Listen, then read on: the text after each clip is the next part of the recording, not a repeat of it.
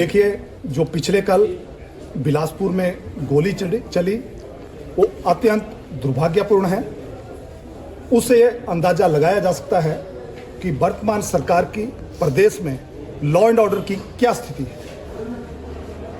मैं पहले दिन से जब मैं विधायक बना और पहली बार जब घाघस में कुछ लोगों ने एसीसी के जीएम की गाड़ी को रोककर 10 किलोमीटर चेंज करने के बाद मैंने विधानसभा में कहा था कि माननीय मुख्यमंत्री जी, आज समय है, ऐसी घटनाएं शुरू हो गई प्रदेश में आपके बनने के बाद, अगर ये नहीं रुकी तो ये सिलसिला आगे बढ़ता रहेगा। ये सिलसिला यही नहीं रुका, उसके बाद प्रदेश में माफिया का बोलबाला इतना बढ़ गया, चाहे वो खनन माफिया है, चाहे भू माफिया है, चाहे सुपारी माफिया है और चाहे सबसे बड़ा चिट्टा माफिया है।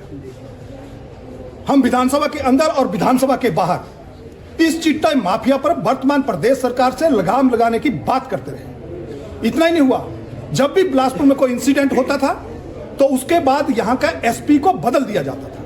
यही कारण है कि बिलासपुर जैसे छोटे डिस्ट्रिक्ट में 4 एसपी बदले गए और उसके बाद रेलवे में जहां बजरी तोली जाती है, जहां रेता तोला जाता है, वहां झगड़ा होता है। हमने फिर प्रदेश सरकार को चेताया कि तुरंत इन गतिविधियों पे अंकुश लगाइए, आपकी सरकार है, आपके लोग बेलगाम हो रहे हैं।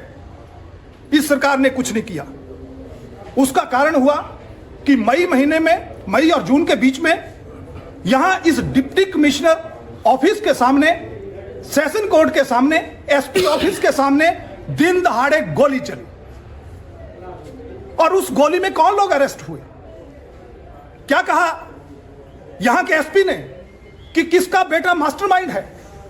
वो सारा चिट्टा, वो सारा खनन माफिया, वो इस तरीके से हावी हो गया कि उसका कारण हुआ कि पिछले कल इस बिलासपुर में दिन दहाड़े घर में पहुंचकर अगर सम्मानीय पूर्व विधायक सुरक्षित नहीं है तो मेरे बिलासपुर की जनता कैसे सुरक्षित होगी? इंसिडेंट दुर्भाग्यपूर्ण है। हम इसकी, भारतीय जनता पार्टी इसकी पूरी निंदा करती है और भारतीय जनता पार्टी ये मांग करती है कि जो भी इसमें संलिप्त हैं तुरंत दोषियों को अरेस्ट किया जाना चाहिए और कानून के अनुसार उनके खिलाफ कड़ी से कड़ी कार्रवाई करनी चाहिए।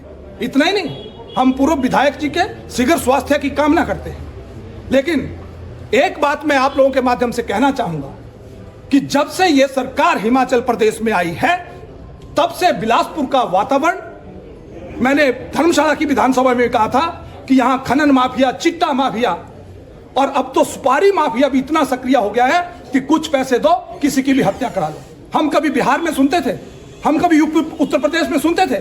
कल मैं सीसीटीवी की फुटेज देख रहा था, दिन दहाड़े 2 नौजवान घर में आकर, घर में घुसकर गोली मार रहे हैं। अगर हमारी सुरक्षा तो छोड़ दीजिए, कांग्रेस सरकार अपने नेताओं की रक्षा नहीं कर पा रही है।